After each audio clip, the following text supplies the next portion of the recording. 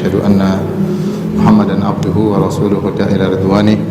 Allahumma shalli alaihi wa ala alihi wa ashabihi wa ikhwani. Para hadirin jamaah Masjid As-Sunnah yang dirahmati oleh Allah Subhanahu wa taala, pada kesempatan ini kita akan bahas tentang ahkamul janaiz atau ahkamul janazah ya. Janazah.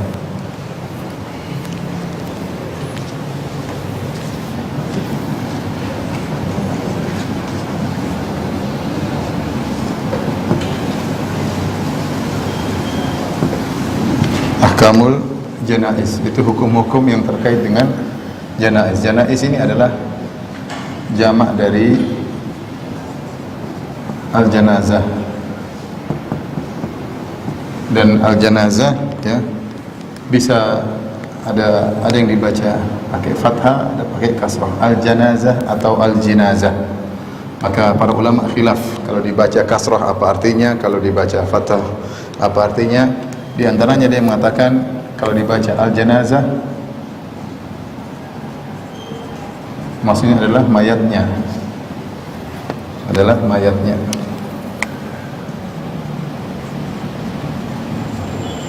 Adapun kalau dibaca al-jinazah kasrah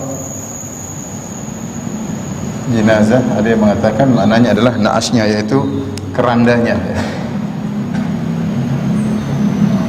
Ada yang mengatakan sebaliknya. Ada yang mengatakan sebaliknya.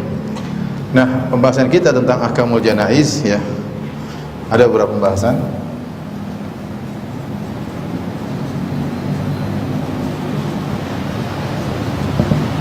Yang pertama tentang muqaddimah ya. Sebagian dalam buku apa namanya Al-Fiqh Al-Manhaji, yaitu tadzakurul maut, mengingat kematian.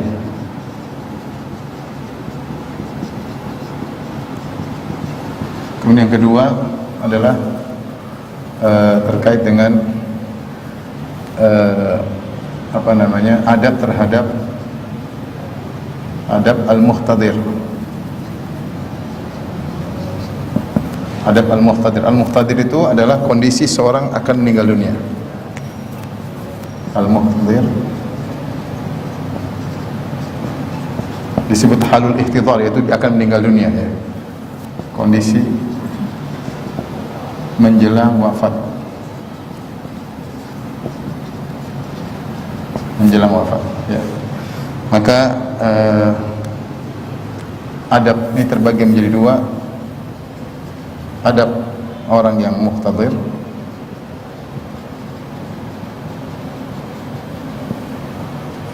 kemudian adab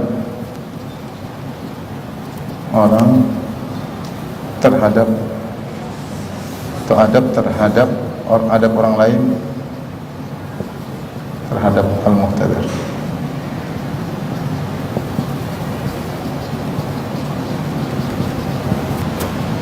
Kemudian setelah itu bahasan yang ketiga adalah adab terhadap mayat.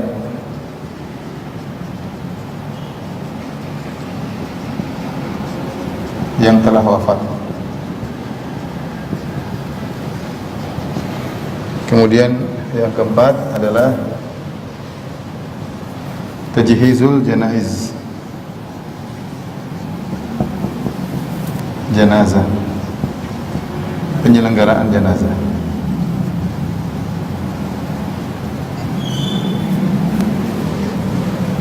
Penyelenggaraan jenazah. Ini akan kita bahas 4 perkara. Yang pertama adalah terkait dengan ada 4 perkara. Yang pertama adalah ghuslul mayyit,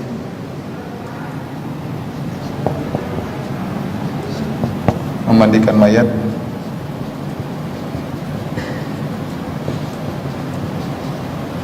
Kemudian takfinul mayyit yang pertama. Yang kedua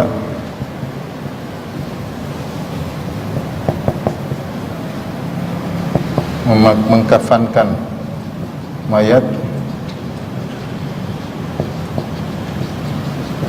Yang ketiga adalah as-salat alaihi, salat mayat, salat jenazah. Dan yang keempat adalah dafnul mayyit, menguburkan jenazah.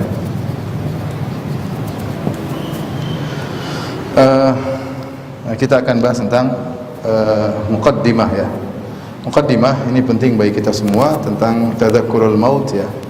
Sebagaimana ini adalah perkara sunnah yang kita malas melakukannya, karena kalau kita melakukan sunnah ini menghilangkan kesenangan. Rasulullah SAW bersabda, "Aktsiru min dzikri hadimil ladzat." Nabi SAW bersabda,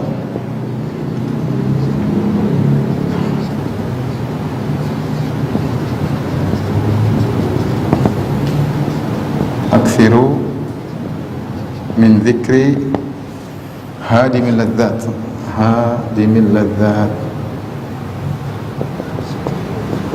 Perbanyak untuk mengingat penghancur kelezatan. Perbanyaklah mengingat penghancur kelezatan.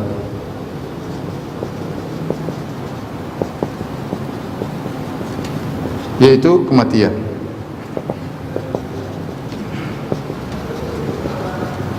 Karena kalau kita tidak menyengaja untuk mengingat kematian, kita akan lalai, kita lupa untuk persiapan untuk. Artinya kalau sudah meninggal dunia sudah selesai. Kalau mati kelezatan hilang. Hadim artinya pemutus. Pemutus kelezatan. Hazim artinya yang mendominasi. Yang mendominasi. Karena kalau orang sudah mengingat kematian, maka kelezatannya terdominasi dengan takut dengan akhirat. Dan ini sunnah.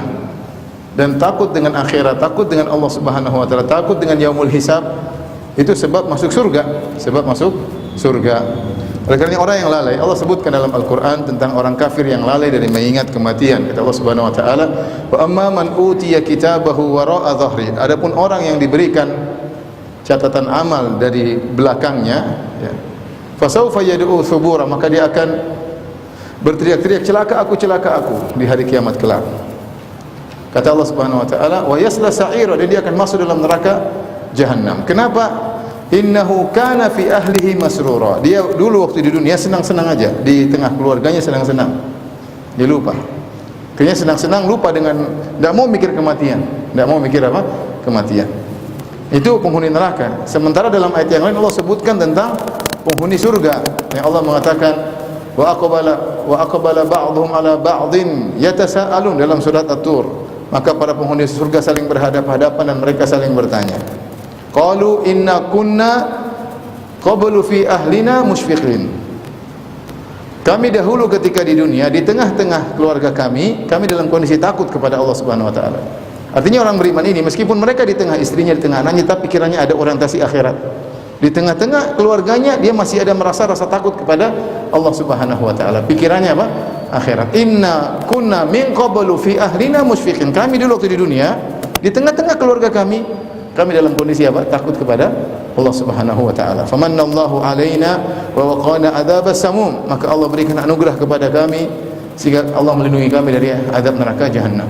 Di tengah-tengah dia menikmati dunia, tengah istrinya, anak-anaknya, kebahagiaan luar biasa. Kita hidup di tengah anak-anak dan istri, itu pun tidak membuat dia lalai daripada akhirat ya.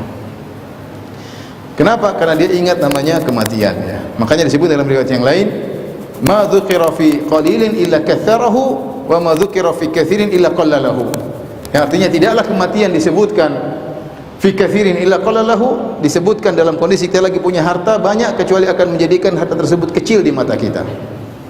Kalau kita punya harta banyak, mengingat kematian malah waduh ini repot ini. Kita akan panjang hisabnya, sehingga kita tidak menganggap dunia tersebut besar, menjadi kecil di hati kita sehingga mudah bagi kita untuk kita sedekahkan.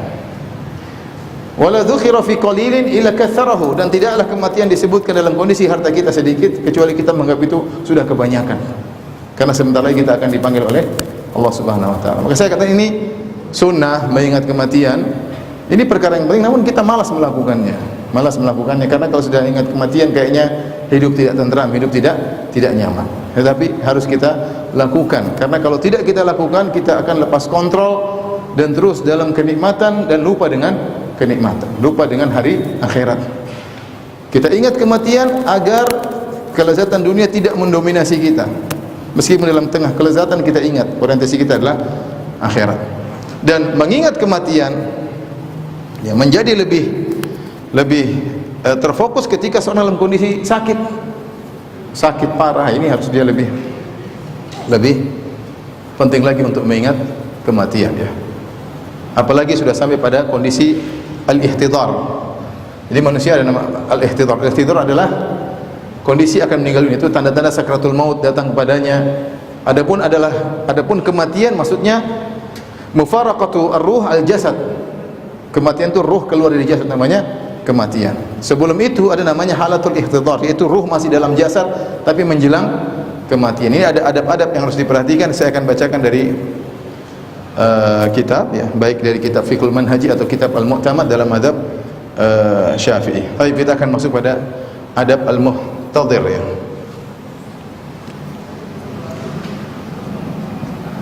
Al-muhtadir.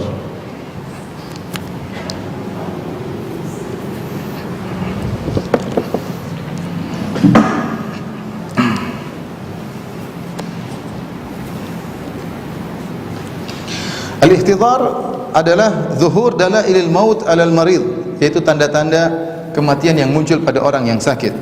Wa bad'i sakarat ay naz'ir ruh min jasadihi, dan mulailah sakaratul maut dan mulai ruh dicabut dari jasadnya. Itu yang disebut dengan hal kondisi al-ihtidar ya.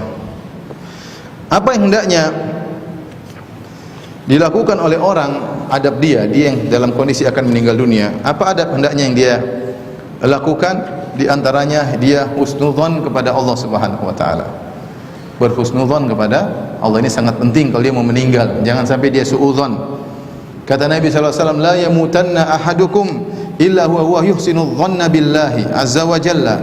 Janganlah salah seorang dari kalian meninggal dunia kecuali dalam kondisi berbaik sangka kepada Allah Subhanahu wa taala.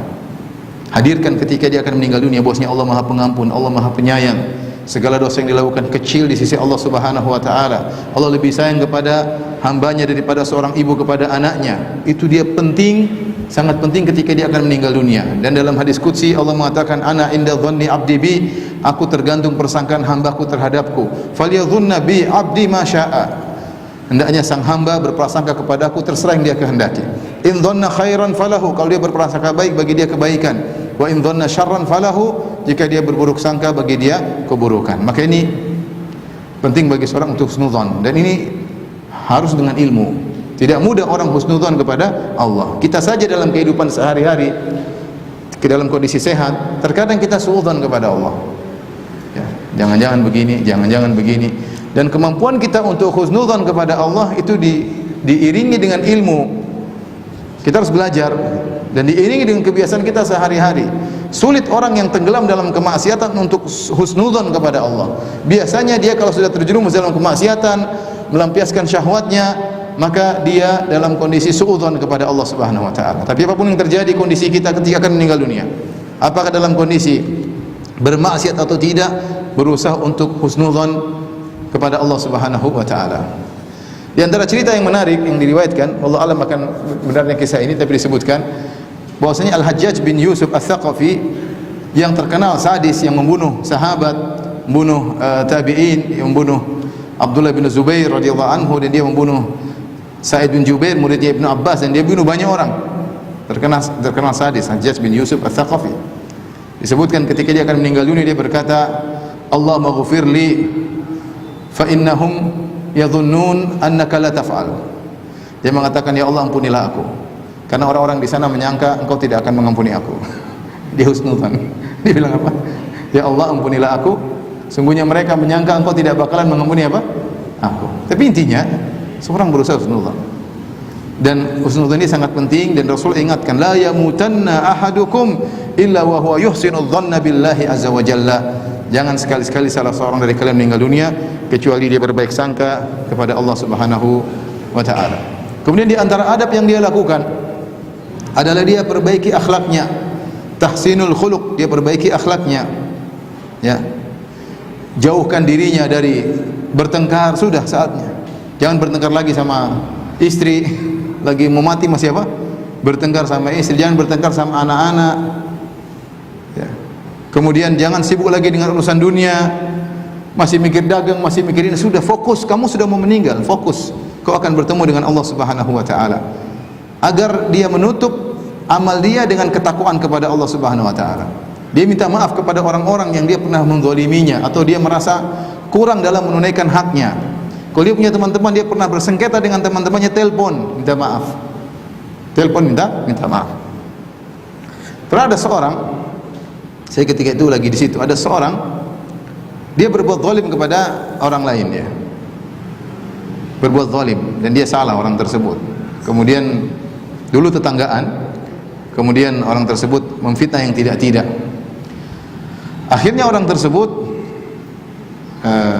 berjalan berpisah beberapa lama, bertahun-tahun, tiba-tiba kabar-kabar orang yang berbuat zalim tadi sakit parah.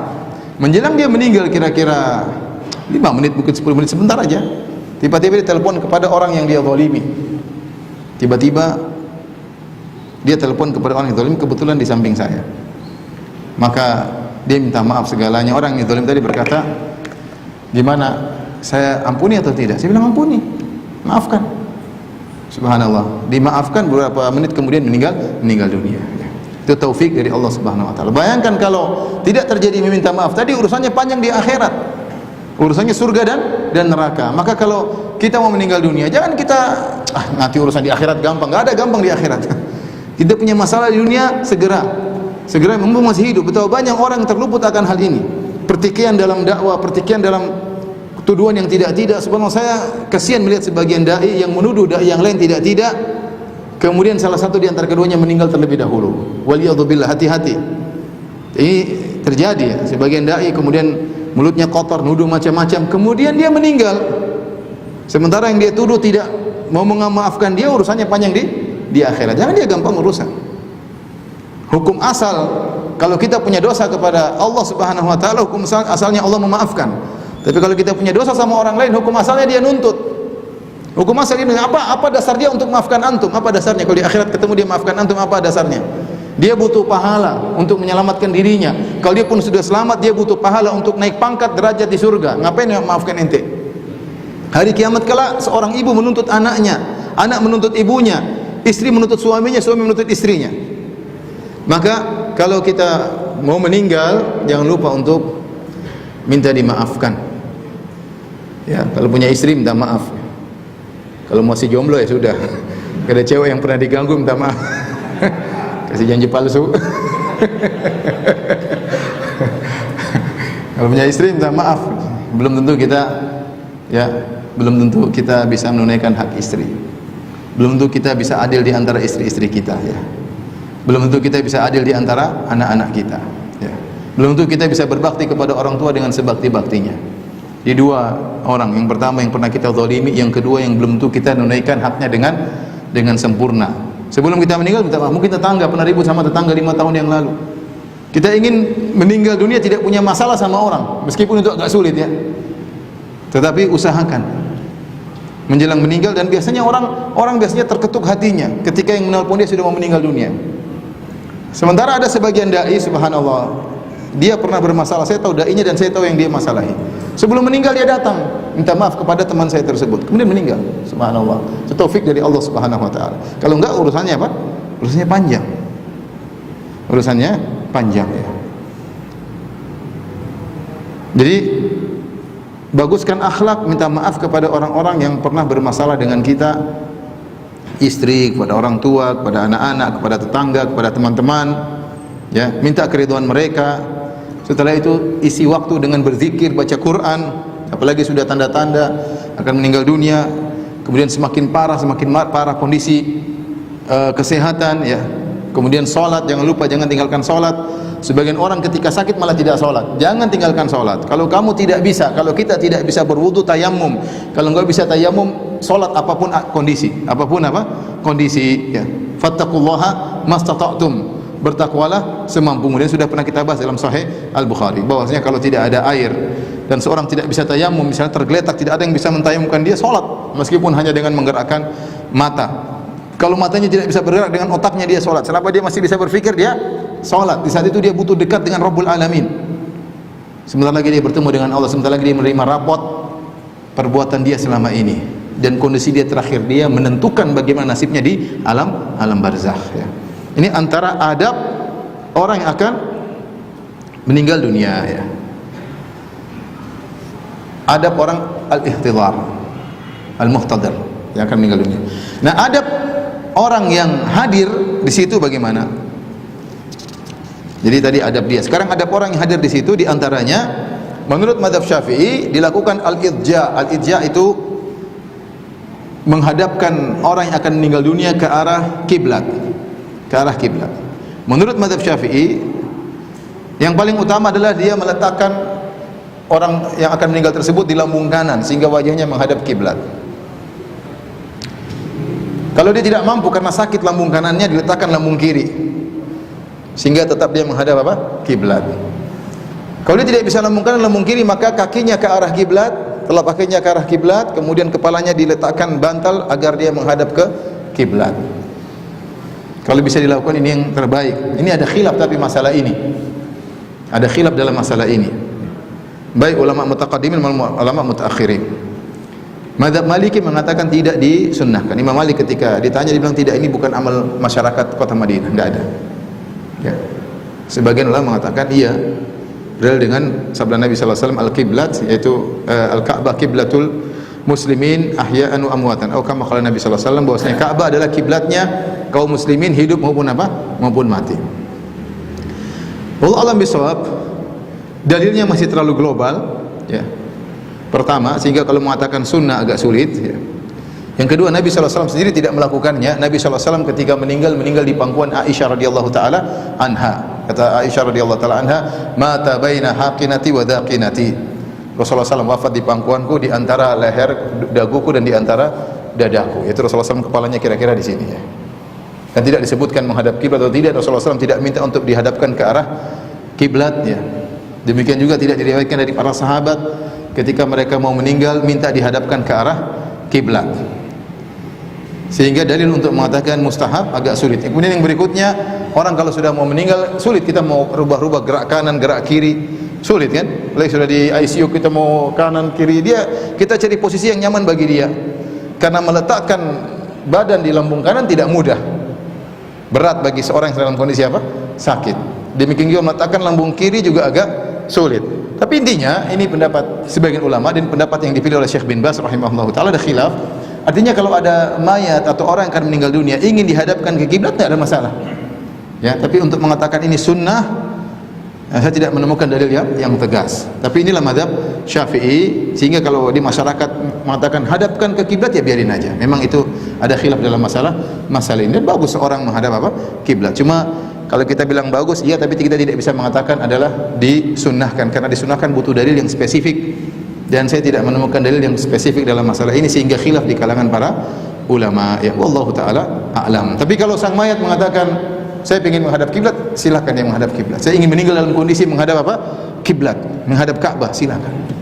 Ibnul Musayyib, Sa'id Ibnul Musayyib seorang tabi'in, ketika dia mau meninggal kemudian diarahkan wajahnya ke arah kiblat, dia enggak mau, dia bilang enggak, saya enggak perlu itu. Kembalikan posisi saya semula.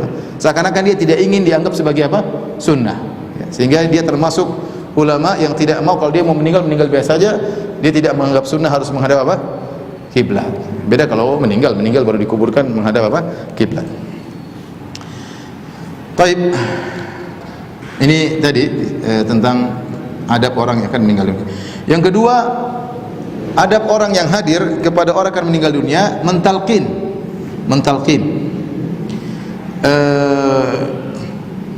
Dengan cara yang lembut ya. Kata Nabi SAW, laqinu mautakum la ilaha illallah. Perhatikan, laqinu, talqinlah orang-orang mati di antara kalian dengan la ilaha illallah. Orang-orang yang mati di antara kalian maksudnya yang akan meninggal dunia, bukan yang sudah mati. Kalau sudah mati percuma ditalqin apa? La ilaha illallah. Tapi di sini mautakum kalau secara bahasa artinya orang-orang mati di antara kalian, maksudnya talkinlah orang-orang yang akan meninggal di antara kalian dengan mengucapkan apa? La ilaha illallah. Dan yang benar tidak perlu syahadatain, tidak perlu. Terlalu berat.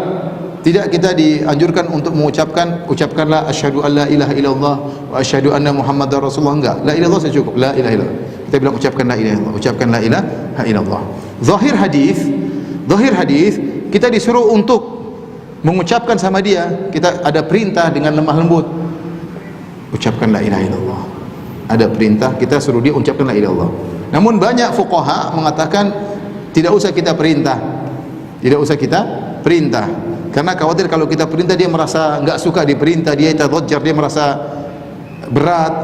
Tapi caranya bagaimana? Seperti mazhab Syafi'i mengatakan cukup kita banyak mengucapkan la ilaha illallah di sampingnya sehingga dia terbawa.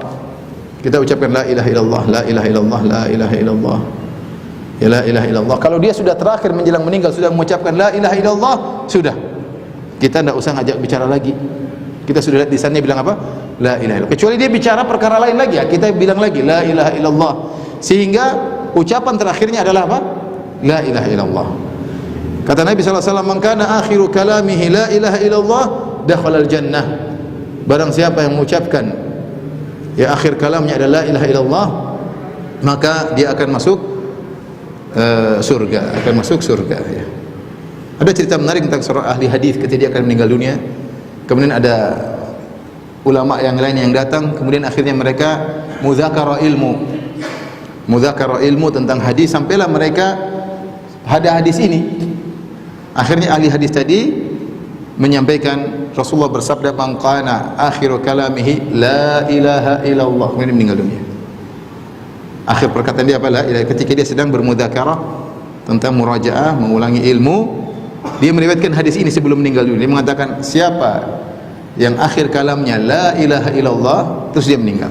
Dia meninggal dunia. Jadi wallahu alam bisawab, kita jangan maksa mayat ucapin jangan. Nanti khawatir dia ya repot. Nanti ucapan terakhirnya bukan la ilaha illallah. Jangan buat dia jengkel. Itu dengan lemah lembut ya. Sampai saking ingin lemah lembutnya, tadi para ulama mengatakan tidak usah kita bilang ucapkan. Jangan bilang, cukup kita baca saja dia akan terbawa. Tapi zahir dari hadis kita ingatkan. Jangan lupa la ilaha illallah. La ilaha illallah ya. Ya. Dan siapa yang meninggal dengan kalimat la ilaha terakhirnya, maka dia akan masuk surga. Kemudian di antara adab yang dilakukan oleh orang yang hadir terhadap orang yang akan meninggal dunia, qiraat Yasin, membaca surat Yasin. Bukan setelah meninggal, tapi ketika akan apa? Meninggal dunia. Saya bacakan perkataan penulis Al-Mu'tamad dalam mazhab Syafi'i, yundabu an yaqra'a indal muhtadir surat Yasin. Lima rawa talkinlah orang-orang yang meninggal di antara kalian. Maksudnya talkinlah orang-orang yang akan apa? Meninggal. Dan itu ya. Jadi ini dipahami oleh ulama Syafi'iyah bukan setelah meninggal, tapi dalam kondisi ihtidhar, yaitu akan meninggal apa? Dunia. Kenapa disunahkan baca surat Yasin bagi orang akan meninggal dunia? Kata penulis, li'annahu dzakara fiha ahwalul qiyamah atau dzukira fiha ahwalul qiyamah wal ba'ats. Fa idza quri'at indahu tajaddada lahu dzikru tilkal ahwal. Karena dalam surat Yasin disebutkan tentang kondisi-kondisi hari kiamat, kondisi hari kebangkitan. Ya wailana man ba'atsana min marqadina hadza. Dalam ayat disebut tentang hari kebangkitan. Ya. Di surat Yasin ya. Intinya dengan baca surat Yasin akan cerita tentang surga, tentang hari kiamat, membuat dia ingat tentang hari kiamat sehingga dia fokus kepada akhirat. Dia tidak lagi mikir-mikir dunia, fokusnya kepada akhirat ya. Maka ketika dia dibacakan surat Yasin, maka akan terperbaharui, refresh lagi pikiran dia tentang akhirat. Dan ini penting bagi seorang yang akan meninggal dunia. Tetapi hadis ini diperselisihkan oleh para ulama. Sebenarnya mengatakan hasan atau sahih, sebenarnya mengatakan dhaif. Yang mengatakan hadis ini sahih, maka silakan mengamalkannya. Baca surat Yasin bagi orang yang akan meninggal dunia. Jadi kalau orang sudah sakratul maut, kita lihat dia sudah setengah mati, baca surat apa? Yasin. Baca surat Yasin di sisinya agar dia meninggal Ka'bah, kiblat, menghadapkannya ke kiblat. Menurut mazhab Syafi'i. Setelah itu mentalkin la ilaha illallah. Ingat ya, la ilaha illallah, tidak usah syahadatain. La ilaha illallah. Yang berikutnya baca surat Yasin. Baca surat Yasin. Yasin di sisinya agar dia ingat tentang akhirat ya. Baik, kita lanjutkan bahasan berikutnya.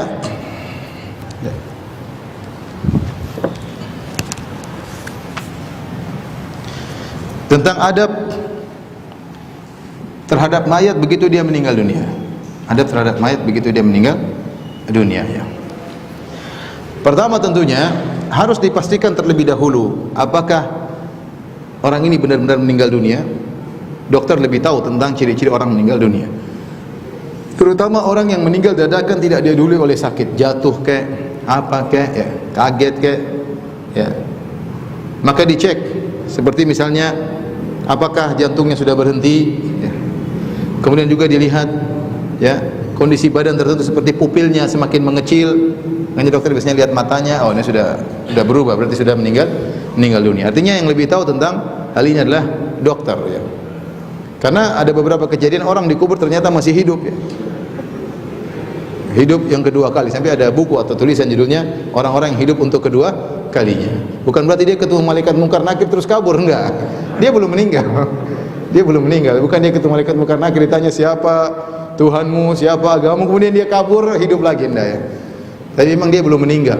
Dia seperti dalam kondisi ghaibu, dalam kondisi pingsan, dan bisa jadi memang jantungnya berhenti tapi ternyata bisa berdetak lagi, dan itu kejadian. Tapi intinya dia belum meninggal. Kalau orang sudah masuk alam barzah tidak bisa kabur, ya. Dia memang sedang dalam kondisi pingsan. Makanya sebelum dikubur, sebelum dicek dulu apakah sudah meninggal atau tidak, ya. Kemudian di antaranya adab takmidul ainain, menutup kedua matanya. Menutup kedua matanya.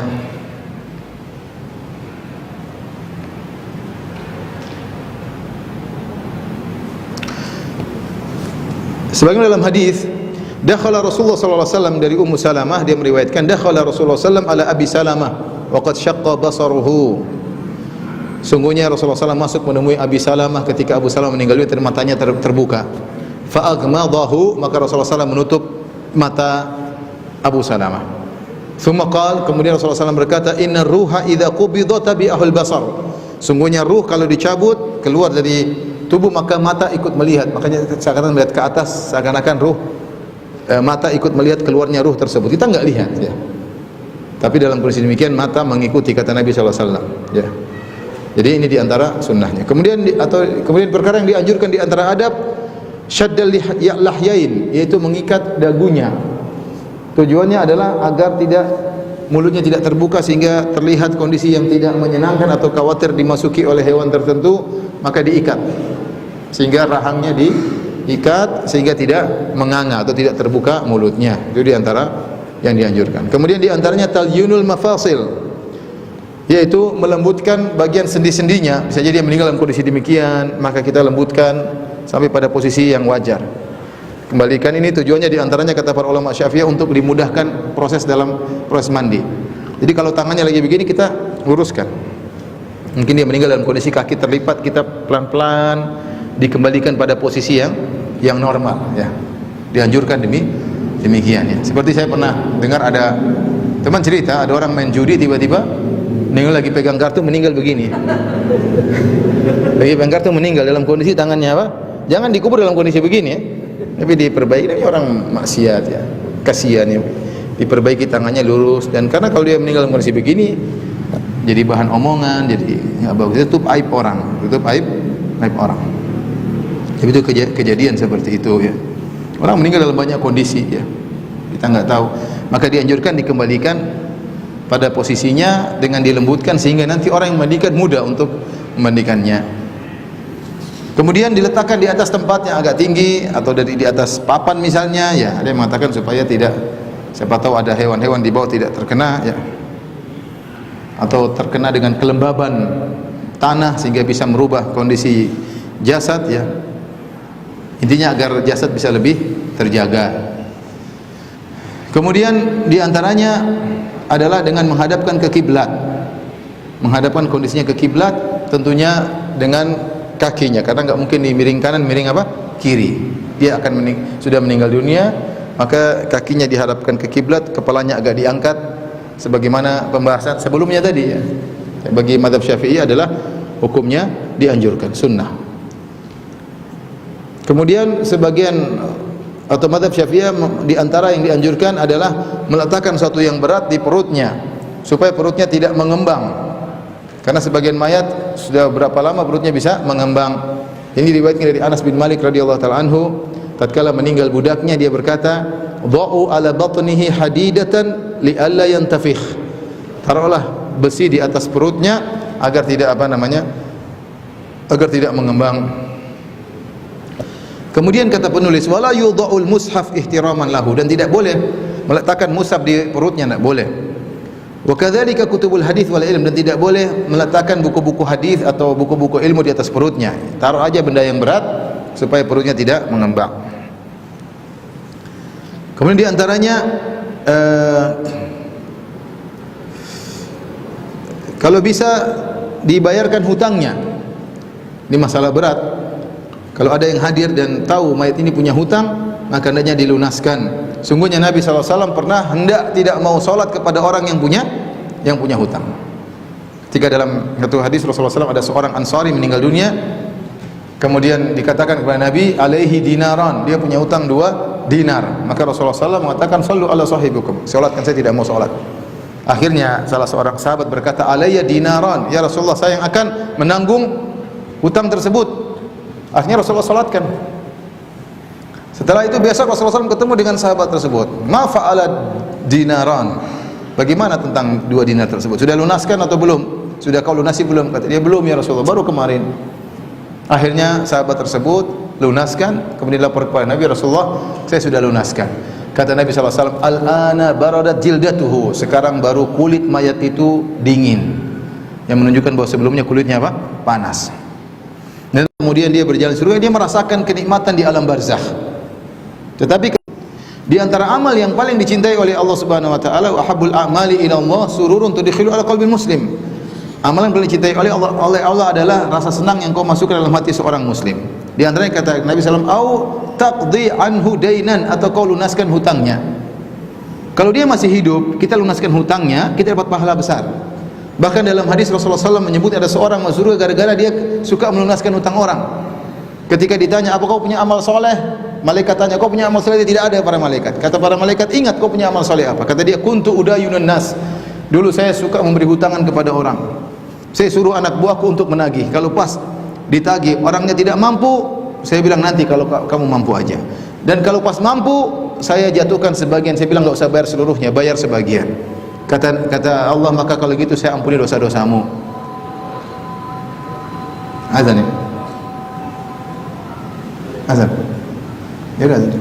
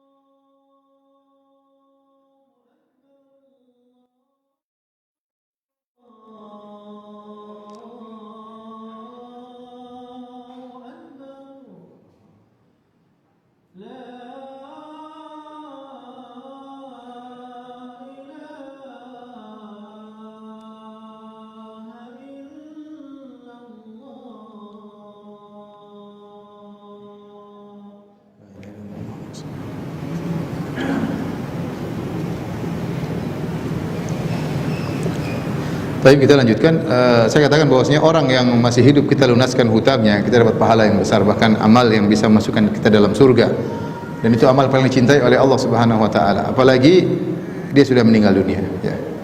Yang dia sangat butuh dengan bantuan tersebut dan dia tidak bisa berusaha lagi untuk melunasi hutangnya. Maka jika ada seorang bisa melunasi hutang mayat, itu adalah amal yang baik. Yang terakhir, di antara adab orang yang hadir kepada mayat yang sudah meninggal adalah mendoakan mayat dengan doa-doa yang baik. Berdasarkan hadis dari Ummu Salamah radhiyallahu taala anhu yang telah kita sebutkan sebelumnya, dia berkata Rasulullah SAW menemui Abu Salamah yang sudah meninggal dunia dan matanya terbuka, lantas Rasulullah SAW menutup matanya. Kemudian Rasulullah SAW berkata, sungguhnya ruh kalau keluar maka diikuti oleh pandangan. Fadhajan nasun min ahlihi, maka keluarga Abu Salamah pun jadi heboh, mungkin sedih, mungkin apa, mereka berkata-kata. Maka Rasulullah SAW ingatkan, la tad'u ala anfusikum illa bi khair, jangan kalian berdoa atas diri kalian kecuali dengan kebaikan. Mungkin dengar Abu Salamah sudah meninggal, yang berkata, mati aku, celaka aku, kata-kata seperti tidak boleh, ya. Maka Rasulullah tegur, karena mereka heboh waktu itu, ada kata-kata yang keluar, kata Rasulullah, jangan kalian mendoakan atas diri kalian kecuali dengan kebaikan. Fa innal malaikata yu'minuna ala ma taqulun, karena malaikat mengaminkan apa yang kalian ucapkan. Makanya tadi ada istilah orang Indonesia, ucapan adalah apa? Doa, ya. Kadang-kadang jangan sampai kita salah berucap, kita mendoakan keburukan bagi diri kita, bagi istri kita, bagi anak kita. Khawatir ngepasi malaikat apa? Mengaminkan, akhirnya kita menyesal di kemudian hari, ya. Tsumma qala, kemudian Nabi sallallahu alaihi wasallam berdoa, Allahumma ighfir li Abi Salamah, ya Allah ampunilah Abu Salamah, qabrihi wa nawwir lahu fihi, ya. Kemudian diperbolehkan bagi keluarganya, teman-temannya untuk mencium wajahnya, mencium keningnya, ya. Kalau ada teman kita meninggal, kita buka wajahnya, kita cium apa? Wajahnya, sebagaimana dilakukan Abu Bakar kepada Nabi sallallahu alaihi wasallam. Tapi mungkin sampai di sini dulu, insyaallah kita lanjutkan pada pekan depan permasalahan tentang penyelenggaraan jenazah, mandinya, mengkafankannya, kemudian menyolatkannya dan juga menguburkannya. Kalau yang bertanya saya persilahkan. Allah taala alam bisawab. Silakan yang bertanya, langsung aja apa? Belum. Salat jenazah belum. Iya, yang kita bahas saja. Yang nanti akan datang insyaallah kita pelajari, insyaallah baru bisa lebih enak pertanyaannya. Yang terkait dengan apa yang sudah kita sampaikan. Ada yang bertanya? Silakan. Waalaikumsalam warahmatullahi wabarakatuh.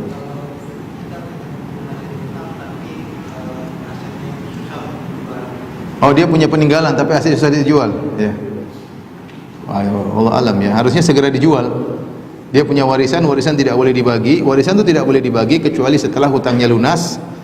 Kemudian kalau hutangnya lunas masih ada sisa, wasiatnya ditunaikan. Kalau sudah ditunaikan baru mim ba'di wasiyatin, ya, audain, ya.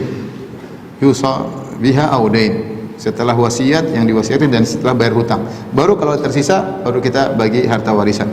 Kalau dia punya aset, maka kita berusaha, kalau kita nggak bisa punya uang untuk melunaskan hutangnya, kita berusaha untuk apa? Menjualnya. Atau kalau bisa kita talangi dulu, sambil kita ngobrol sama ahli warisnya, saya bantu menjualkannya, saya talangi dulu, ya. Nanti kalau laku saya potong, ya. Boleh-boleh saja, ya. Ada lagi yang bertanya? Kalau talangin itu jatuhnya nggak ngutang. Ya udah, kita talangin, ya. Ahli warisnya yang ngutang sama dia, sama kita. Dia sudah selesai. Kan hartanya sudah berpindah ke apa? Ahli warisnya. Kita talangi, dia sudah selesai, tapi ahli warisnya punya hutang sama kita. Ada lagi bertanya? Ya. Mau cerita sedikit? Panjang apa pendek? Sedikit itu relatif, ya. Ayah saya sempat masuk. Terus?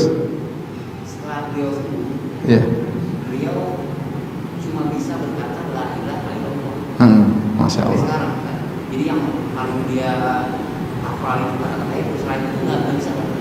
Bagaimana kalau seandainya nanti dia mengucapkan itu pada saat beliau? Ya alhamdulillah, mudah-mudahan itu ucapan yang terbaik. Tidak bisa mengucapkan kecuali apa? La ilaha illallah. Tapi masih bisa diajak ngomong. Masih bisa Ya. cuma itu aja kan? Nah, dia ajak tetap sholat, tetap yang lain dia ajak, ya. Mudah-mudahan meninggal dalam kondisi yang terbaik, ya. Kita semua, bukan cuma ayah antum aja. Kita semua semoga meninggal dan mengucapkan apa?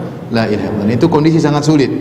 Sebenarnya disebutkan syaitan menggoda seorang ketika akan meninggal dunia. Makanya di antara doa Nabi sallallahu alaihi wasallam, wa a'udzubika min an yatakhabbatani syaitanu 'indal maut. Aku berlindung kepada Engkau ya Allah dari godaan syaitan ketika akan meninggal dunia. Syaitan akan mengerahkan segala kekuatannya untuk menggelincirkan kita ketika akan meninggal dunia. Oleh karena seorang minta dimudahkan untuk mengucapkan la ilaha illallah ketika akan meninggal dunia. Ada lagi yang bertanya? Bagaimana menjawab hadis bahwa sedekah bisa mendatangkan dari kematian itu, tapi ada juga kematian-kematian yang secara logis tadi fokus tertimpa tabrakan itu yang lebih syahid. Kematian yang buruk diantaranya kematian yang intinya seperti mati dalam kondisi bermaksiat, itu diantara kematian yang buruk. Adapun kematian yang seperti tadi sakit perut atau tertimpa dalam kondisi terbakar, ya kita tidak berharap seperti itu. Tetapi ketika kita dapat, ya kita tidak akan, orang meninggal dalam kondisi sakit perut atau orang meninggal dalam kondisi terbakar kan tidak menyenangkan. Rasulullah SAW juga berlindung dari sebagian model kematian seperti itu. Tapi kalau seorang mendapatinya, maka mudah-mudahan menjadi penebus dosanya dan menjadi mati syahid. Insya Allah kalau orang banyak bersedekah, dia tidak terkena dengan model-model kematian yang mengenaskan, tetapi dia akan mendapatkan model kematian yang lain yang insya Allah juga baik. Allah alam bisawab. Silakan. Kalau sudah meninggal tapi apa? Oh ya, ini tanda di antara tanda-tanda husnul khatimah. Keringat orang mayat orang mukmin ada keringat di dahinya. Ada lagi bertanya? Ya. Waalaikumsalam. Calon si mayit yang tidak mengerti isi kandungan surat Yasin, apakah harus dengan siap dan juga? Oh, boleh saja, nggak ada masalah. Karena para ulama menjelaskan tujuannya adalah untuk mengingatkan kita tentang hari akhirat, ya. Allah alam, itu diantara hikmah yang disebut oleh para ulama, karena surat Yasin isinya tentang hari akhirat. Tapi kalau dia tidak terjemahkan juga, ya tidak jadi masalah. Tapi kalau terjemahkan juga oke, nggak ada masalah. Ya. Ada yang bertanya? Terakhir mungkin? Ya.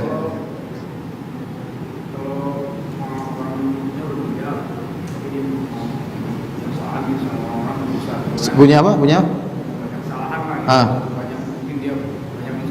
Terus pas dia meninggal, terus orang tuh dia belum sempat minta maaf sama orang. Terus yang minta maaf tuh malah pihak keluarganya. Terus kalau misalkan kayak gimana itu maksudnya Ustaz, kayak gitu kalau si mayit itu baru dimaafkan setelah dia meninggal? Oh, enggak apa-apa insyaallah. Yang penting dimaafkan. Kalau nggak dimaafkan? Ya enggak bisa urusan. Ya, keluarganya bilang maafkan, enggak mau, nanti akhirat. Ya. Makanya jangan cari masalah di dunia, ya. Jangan cari masalah di dunia, jangan cari masalah sama istri, ya. Baik, demikian saja. Wabillahi taufik. Assalamualaikum warahmatullahi wabarakatuh.